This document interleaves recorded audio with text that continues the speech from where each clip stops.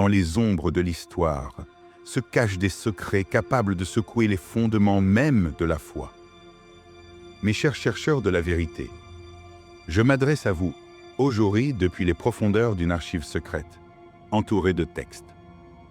Vous êtes-vous déjà demandé pourquoi l'Église, gardienne de la vérité divine, garde sous clé certains manuscrits?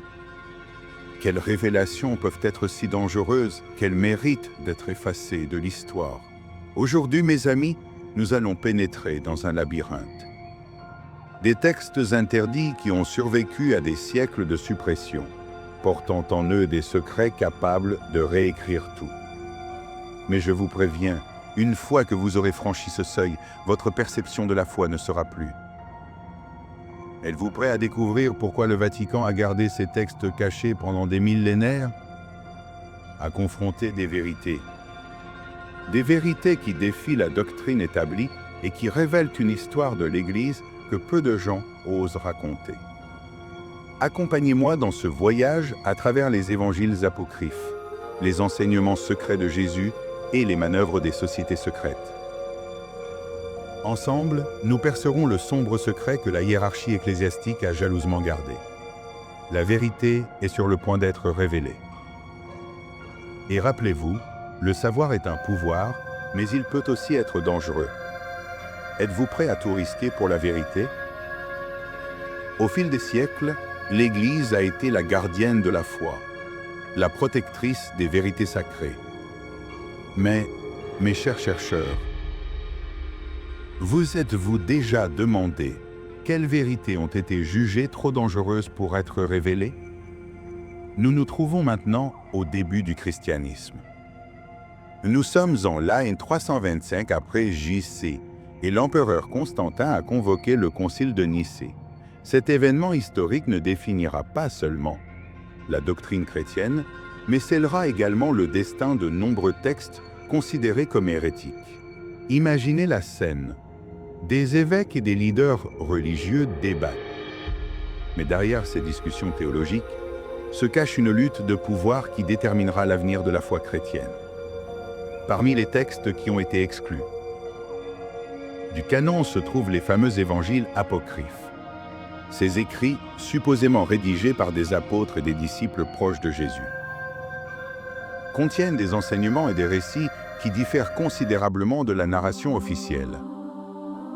L'évangile de Thomas, par exemple, présente un Jésus plus mystique, dont les enseignements ressemblent davantage à ceux d'une sage gnostique, presque ceux du Messie que nous connaissons. Pourquoi ce texte a-t-il été exclu? Quelle vérité contient-il que l'Église a jugée trop dangereuse pour le public? Certains suggèrent que ces enseignements auraient trop donné de pouvoir aux individus, menaçant ainsi l'autorité de la hiérarchie ecclésiastique naissante.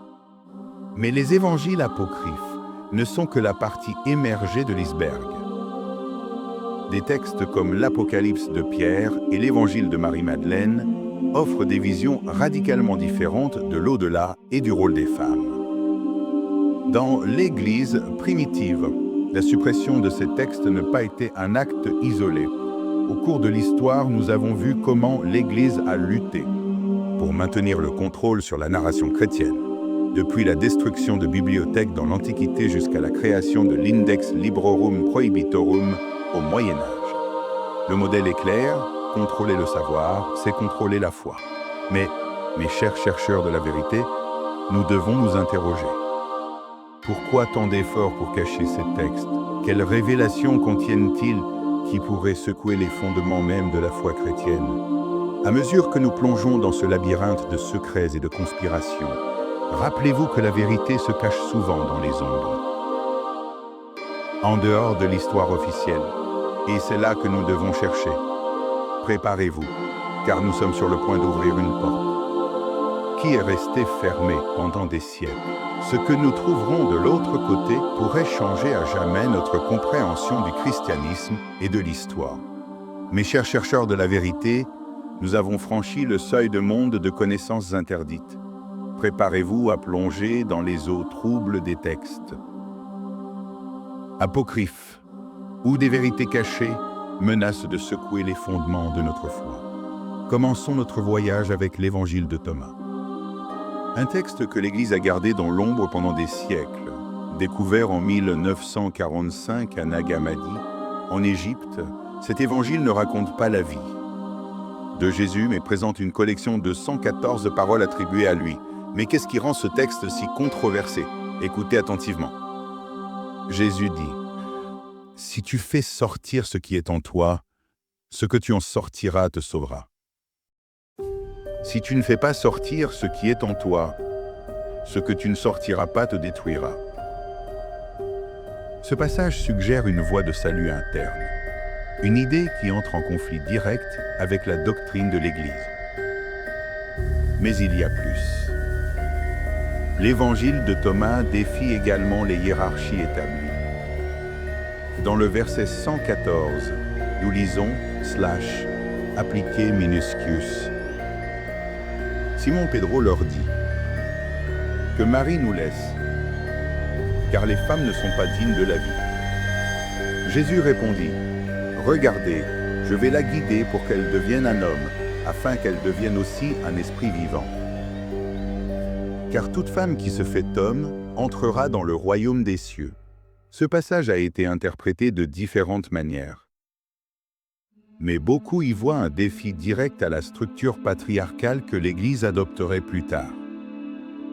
Passons maintenant à l'Évangile de Marie-Madeleine. Ce texte, dont seuls des fragments subsistent, présente Marie-Madeleine comme une figure centrale dans le cercle de Jésus. Détentrice de connaissances spéciales et de visions divines.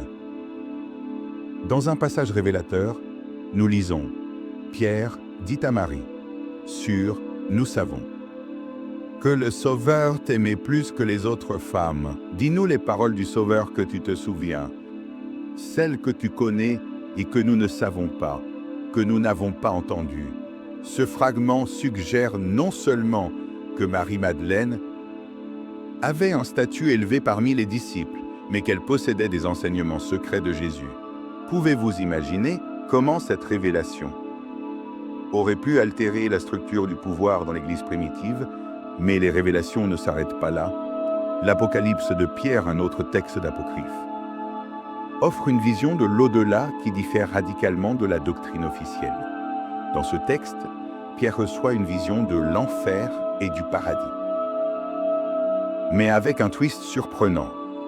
Dans cette vision, il est révélé que tous les pécheurs seront finalement sauvés par la miséricorde de Dieu. Ce concept, connu sous le nom d'apocatastase, a été déclaré hérétique par l'Église. Pourquoi? Parce qu'il remettait en question l'idée de la punition éternelle.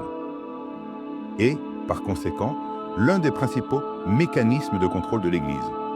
Mes chers chercheurs, voyez-vous le schéma émerger? Ces textes interdits remettent systématiquement en cause les structures de pouvoir, offrent des voies alternatives de salut et présentent une image de Jésus et de ses enseignements, qui diffère considérablement de la narration officielle. Mais il y a encore plus. L'Évangile de Judas, redécouvert dans les années 1970, propose « Ropable là et fission faire », Ropabli. Une perspective radicalement différente sur l'un des vilains les plus notoires de l'histoire chrétienne.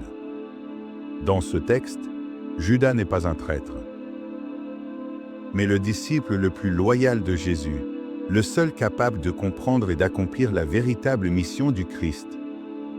Pouvez-vous imaginer comment cette révélation pourrait secouer les fondements mêmes de la foi chrétienne? Que se passerait-il si le traître était en réalité le héros de l'histoire? Passons maintenant à l'évangile secret de Marc, mentionné dans une lettre attribuée à Clément d'Alexandrie. Ce texte contenait supposément des enseignements ésotériques de Jésus, réservés uniquement aux initiés. L'existence même d'une telle évangile suggère une tradition de connaissances cachées au sein du christianisme primitif, une idée que l'Église a cherché à supprimer au fil des siècles. Pourquoi l'Église a-t-elle tant lutté pour garder ces textes en dehors du canon? La réponse, mes chers chercheurs, réside dans le pouvoir de la connaissance. Ces évangiles apocryphes offrent une vision du christianisme qui donne du pouvoir à l'individu, qui défie les hiérarchies établies et qui propose de multiples interprétations des enseignements de Jésus. Mais la suppression de ces textes va au-delà de simples luttes de pouvoir. Elle touche au cœur, même de notre compréhension de la foi, du salut et de notre relation avec le divin. Les textes interdits nous invitent à remettre en question, à explorer, à chercher la vérité par nous-mêmes, plutôt que d'accepter aveuglément les doctrines établies. Et c'est là que réside le véritable danger. Pour l'Église institutionnelle, une foule qui pense par elle-même, qui cherche la vérité dans les marges de l'histoire, est bien plus difficile à contrôler qu'une foule qui accepte sans remettre en question la narration officielle. Mes chers chercheurs de la vérité, nous n'avons qu'effleuré la surface des secrets cachés dans ces textes interdits. Les révélations que nous avons découvertes jusqu'à présent ne sont que le début. À mesure que nous approfondissons notre voyage, des vérités encore plus étonnantes et défiantes nous attendent. Préparez-vous. Car ce qui est à venir remettra en question tout ce que vous croyez savoir sur l'histoire du christianisme, la nature de Jésus et le chemin du salut. La vérité, comme toujours, est là-bas, attendant d'être découverte par ceux qui sont assez courageux pour la chercher. Mes chers chercheurs de la vérité, nous avons dévoilé des secrets qui sont restés cachés pendant des siècles. Mais notre voyage est loin d'être terminé. En effet, nous avons à peine commencé à effleurer le voile qui recouvre les mystères les plus profonds de la foi. Alors que nous avançons dans ce labyrinthe de connaissances interdites, nous devons nous demander quelles autres vérités sont enfouies dans les catacombes de l'histoire. Quels autres secrets ont été supprimés par ceux qui craignent le pouvoir de la vérité? Réfléchissez un instant aux implications de ce que nous avons découvert. Si ces textes apocryphes contiennent des vérités aussi puissantes, quelles autres connaissances pourraient être cachées dans les archives secrètes du Vatican? Quelles révélations encore plus stupéfiantes nous attendent? Il y a des rumeurs, des murmures dans les couloirs du pouvoir. Parlons de documents encore. Plus controversés, des textes qui pourraient réécrire complètement notre compréhension de l'histoire sacrée. Certains parlent d'évangiles perdus qui révèlent les années manquantes de Jésus. D'autres chuchotent à propos de prophéties cachées qui prédisent la véritable fin des temps. Et puis il y a ceux qui suggèrent l'existence d'une lignée secrète, un bloodline sacré que l'Église aurait tenté de dissimuler pendant 2000 ans. Mais nous devons être prudents, mes chers chercheurs. Plus nous nous rapprochons de la vérité, plus notre chemin devient dangereux. Il existe des forces dans ce monde qui feraient tout pour garder ces secrets enfouis. Entendez-vous cela? Les gardiens des secrets sont toujours vigilants. Nous devons avancer avec prudence, mais aussi avec détermination. Car la vérité, aussi dangereuse soit-elle, mérite d'être connue. Dans les moments qui suivent, nous nous aventurerons encore plus profondément dans les ombres de l'histoire cachée. Préparez-vous à affronter des vérités qui mettront non seulement votre foi à l'épreuve, mais aussi votre compréhension même de la réalité. La question est la suivante, mes courageux chercheurs. Êtes-vous prêts pour ce que nous allons découvrir? De l'autre côté, avez-vous le courage d'affronter des vérités qui pourraient ébranler les fondements même de votre monde? Prenez un moment pour vous préparer. Car une fois que nous franchirons ce seuil, il n'y aura pas de retour en arrière. Les connaissances que nous sommes sur le point de dévoiler changeront à jamais la manière dont vous percevez l'Église, la foi et l'histoire elle-même. Respirez profondément, mes chers chercheurs de la vérité. Nous sommes sur le point de plonger dans les profondeurs des mystères les plus sombres de la foi. La vérité nous attend. Êtes-vous prêts à la recevoir? Mes chers chercheurs de la vérité, avant d'approfondir encore ces mystères cachés, faisons une pause. Un moment pour réfléchir sur le voyage que nous avons entrepris ensemble. Vous, courageux explorateurs de l'inconnu, faites partie de quelque chose de plus grand. Une communauté d'esprits curieux qui osent remettre en question, chercher au-delà de l'évidence. Et c'est dans cette quête collective que réside notre véritable pouvoir. Je vous invite à rejoindre notre communauté des conspirations bibliques, un refuge pour ceux qui, comme vous, n'ont pas peur de défier le statu quo à la recherche de la vérité. À cet instant précis, prenez votre appareil et abonnez-vous à notre chaîne. En le faisant, vous ne recevrez pas seulement des notifications de nos dernières enquêtes, mais vous deviendrez une partie intégrante de notre mission. Et pour ceux qui font déjà partie de notre communauté, c'est le moment de partager. Partagez cette vidéo avec ceux que vous croyez prêts à s'éveiller, à voir au-delà du voile de l'histoire officielle. Mais notre connexion ne s'arrête pas là. Je vous invite à laisser vos pensées, vos théories, vos questions dans les commentaires. Quel secret croyez-vous qu'il reste à révéler? Quelle connexion avez-vous établie que nous aurions peut-être négligée? Rappelez-vous, chaque esprit brillant dans notre communauté apporte une pièce unique au puzzle. Ensemble, nous pouvons déchiffrer les mystères qui sont restés cachés pendant des millénaires. Et pour ceux qui souhaitent plonger encore plus profondément, je vous invite à visiter notre site web. Là, vous trouverez des ressources supplémentaires, des forums de discussion et un accès exclusif à des contenus que nous ne pouvons pas partager ici. La vérité est là, attendant d'être découverte. Et ensemble, nous sommes imparables dans notre quête. Maintenant, mes chers chercheurs courageux, êtes-vous prêts à continuer notre voyage vers les profondeurs des secrets bibliques? La porte vers la connaissance interdite est ouverte. Franchissons ensemble le seuil vers la vérité. Bienvenue de nouveau, mes intrépides chercheurs de la vérité. Nous avons franchi le seuil vers un royaume de connaissances encore plus profonde et dangereuse.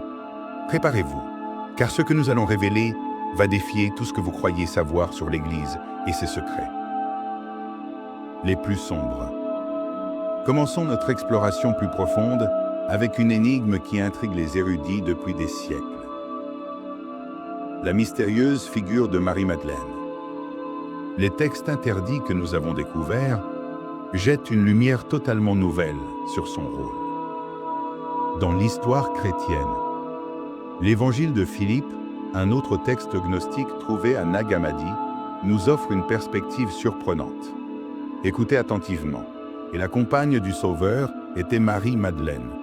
Le Christ l'aimait plus que tous les disciples et il l'embrassait, fréquemment sur la bouche. Ce passage suggère une intimité entre Jésus et Marie-Madeleine qui va bien au-delà de la relation traditionnelle de maître à disciple tel que nous l'ont présenté les autorités religieuses. Mais ce n'est pas tout. Dans l'Évangile de Marie, dont nous avons parlé brièvement plus tôt, il est évident que Marie-Madeleine n'était pas seulement une proche de Jésus, mais aussi, potentiellement, l'héritière spirituelle de ses enseignements les plus profonds. Dans un passage clé, nous lisons comment les autres disciples, notamment Pierre, mettent en doute l'autorité de Marie. Pierre répondit et dit « Pourquoi nous interroger sur les paroles du Sauveur? A-t-il parlé en secret à une femme, au lieu de nous parler ouvertement? Devons-nous changer et l'écouter, elle? L'a-t-il choisi, elle, plutôt que nous ?» Ce fragment non seulement met en lumière les tensions au sein du cercle intime de Jésus, mais suggère également l'existence d'enseignements secrets transmis à Marie-Madeleine. Maintenant, mes chers chercheurs, réfléchissez aux implications. Et si la véritable héritière du message de Jésus et n'était pas Pierre, sur lequel l'Église catholique a construit son autorité, mais bien Marie-Madeleine? Comment cela bouleverserait-il notre compréhension de la hiérarchie ecclésiastique et du rôle des femmes dans l'Église? Mais ces révélations ne s'arrêtent pas là. Plongeons maintenant dans l'un des secrets les plus jalousement gardés par l'Église, la possibilité de lignage sacré. Il existe des théories soutenues par l'interprétation de textes anciens et des preuves circonstancielles qui suggèrent que Jésus et Marie-Madeleine n'étaient pas seulement un couple, mais qu'ils ont eu des enfants. Cette idée, connue sous le nom de théorie du Saint Graal, propose que le sang royal du Christ a traversé les siècles à travers des lignées secrètes. Réfléchissez aux implications de cette théorie si elle était vraie. Cela signifierait que l'Église a activement caché la vérité sur la famille de Jésus pendant 2 millénaires. Pourquoi? Parce que l'existence de descendants directs du Christ remettrait fondamentalement en cause l'autorité de l'Église et son rôle d'intermédiaire entre Dieu et les hommes. Mais il y a encore plus. Les textes gnostiques que nous avons explorés présentent une vision de Jésus radicalement différente de celle offerte par l'Église traditionnelle. Dans l'Évangile de Thomas, par exemple, Jésus n'est pas présenté comme le Fils unique de Dieu, mais comme un maître de sagesse qui invite ses disciples à trouver le royaume de Dieu en eux-mêmes. Vous voyez. Comment cette vision de Jésus pourrait menacer le pouvoir de l'Église institutionnelle? Un Christ qui enseigne la divinité intérieure de chaque individu élimine la nécessité d'une hiérarchie ecclésiastique contrôlant l'accès au divin. Poursuivons maintenant avec un autre mystère que l'Église a tenté de cacher la véritable nature de l'Apocalypse. Les textes interdits nous offrent une perspective radicalement différente sur la fin des temps.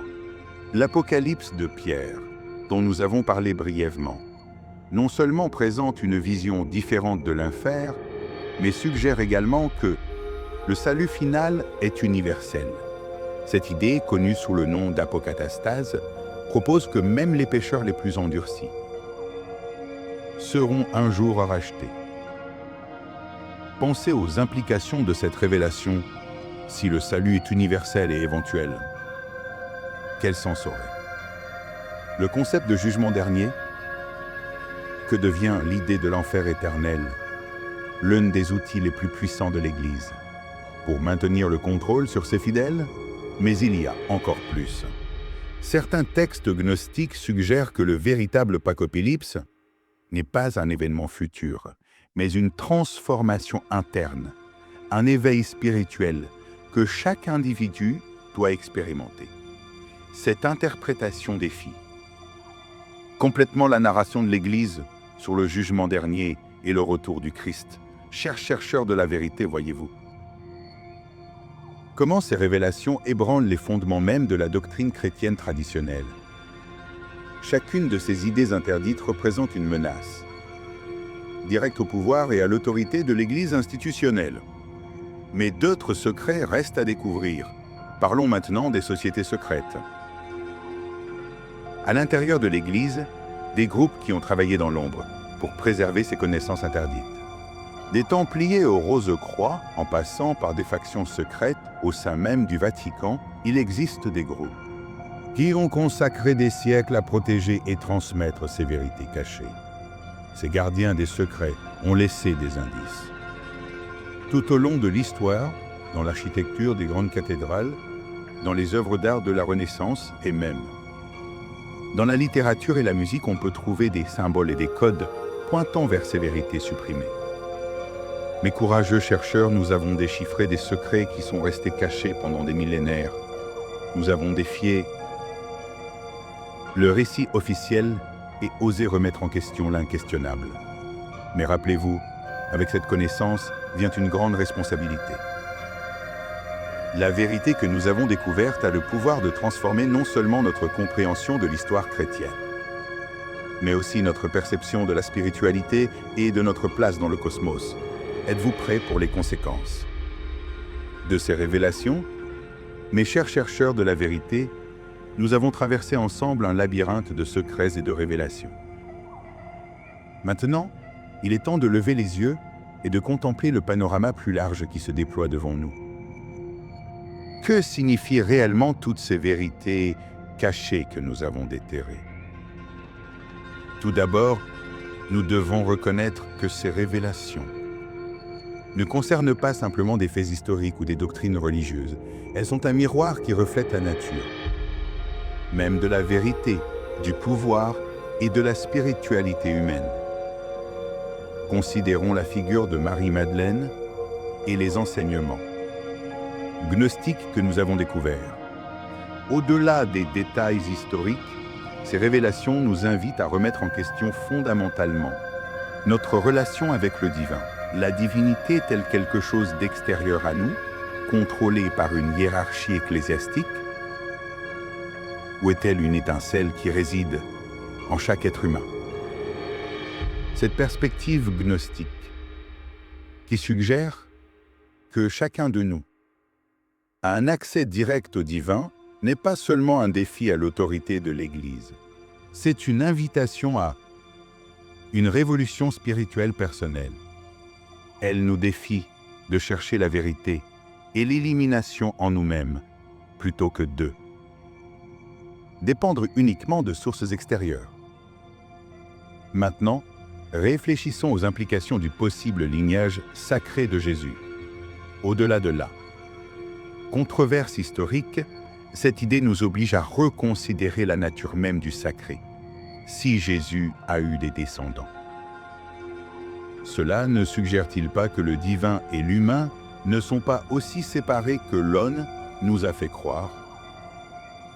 Cette fusion du divin et de l'humain nous invite à voir la sacralité dans le quotidien, à reconnaître l'étincelle divine non seulement dans les figures religieuses élevées, mais aussi dans chaque être humain que nous rencontrons. Comment changerait notre société si nous voyions chaque personne comme porteuse de cet héritage sacré? Les textes apocryphes et les enseignements cachés que nous avons explorés nous obligent également à reconsidérer la nature du savoir et de la vérité. Pourquoi certaines idées sont-elles supprimées, tandis que d'autres sont élevées au rang de dogmes? Cette question va au-delà de la religion et touche le cœur même de la manière dont nous construisons notre compréhension du monde. Est-il possible que la vérité soit plus fluide, plus multifacette que ce que l'on nous a fait croire? Que se passerait-il si, au lieu de nous accrocher à un seul récit, nous embrassions la complexité et la contradiction comme partie intégrante de notre quête de compréhension? L'idée de apokatastase, le salut universel, que l'on trouve dans certains de ces textes interdits, nous défie d'élargir notre conception de l'amour et de la compassion divin, si même les pécheurs les plus endurcis seront un jour rédimés. Comment cela devrait-il influencer notre manière de traiter les autres et nous-mêmes? Cette vision d'un amour divin, inconditionnel et universel, non seulement défie les doctrines religieuses traditionnelles, mais elle nous invite aussi à reconsidérer nos systèmes de justice, nos relations interpersonnelles et même notre relation avec l'environnement. Comment agirions-nous si nous voyons chaque être, chaque aspect de la création comme destiné à la rédemption finale, les sociétés secrètes et les gardiens de savoir cachés que nous avons mentionnés nous rappellent le pouvoir du symbolisme et de la transmission de sagesse à travers les âges. Elle nous invite à voir au-delà du littéral, à chercher des significations plus profondes. Dans l'art, l'architecture et même dans nos propres vies. Mes chers chercheurs, ces révélations ne concernent pas uniquement le passé.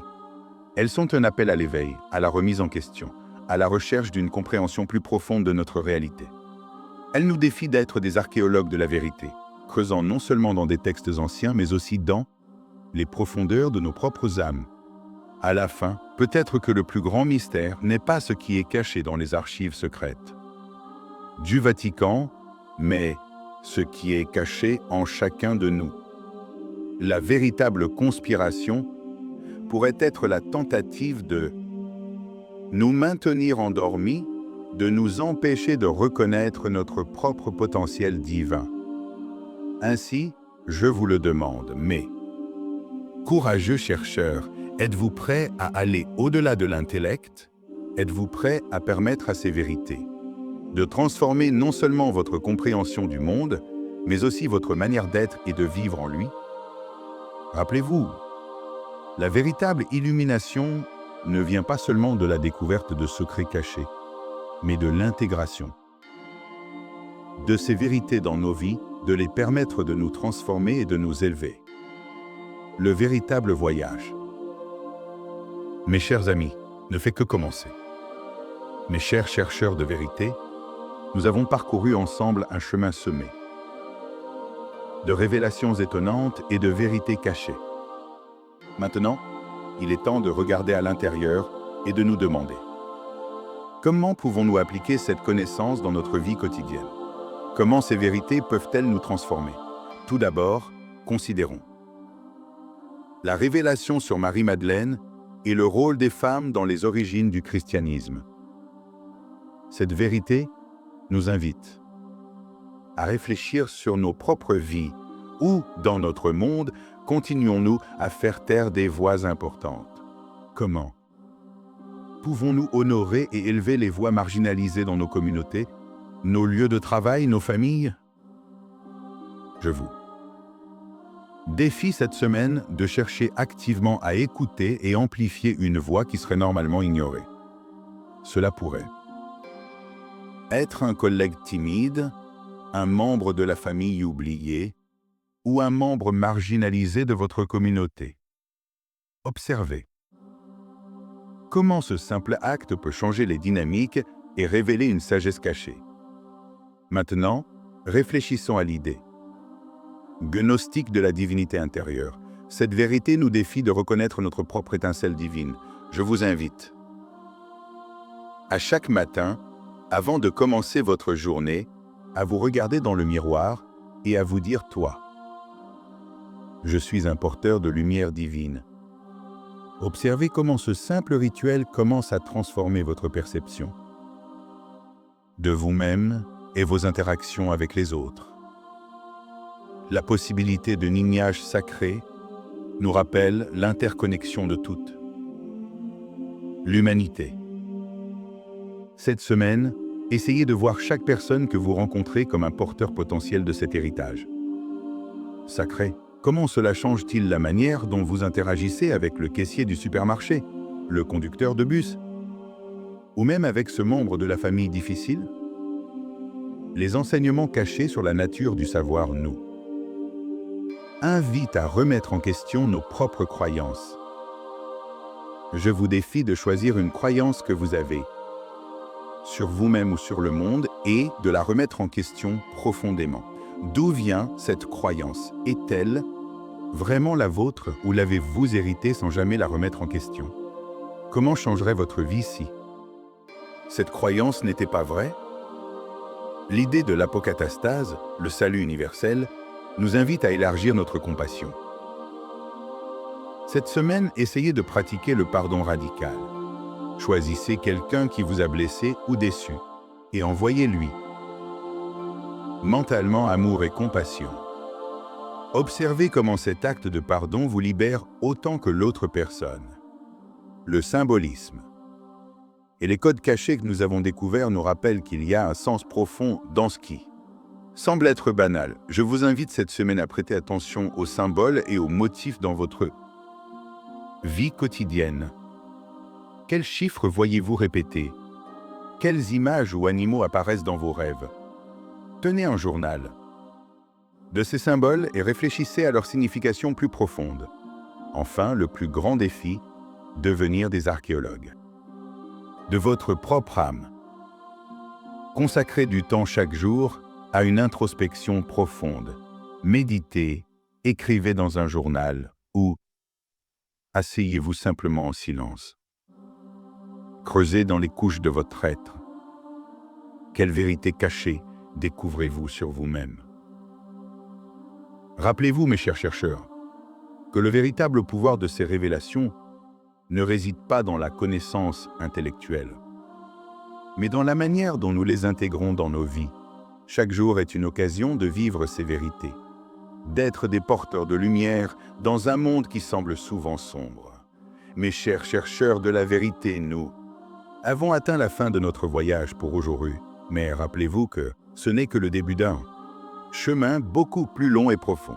La connaissance que nous avons partagée aujourd'hui est puissante, mais son véritable pouvoir réside dans la manière dont nous l'utilisons et comment nous la partageons avec les autres.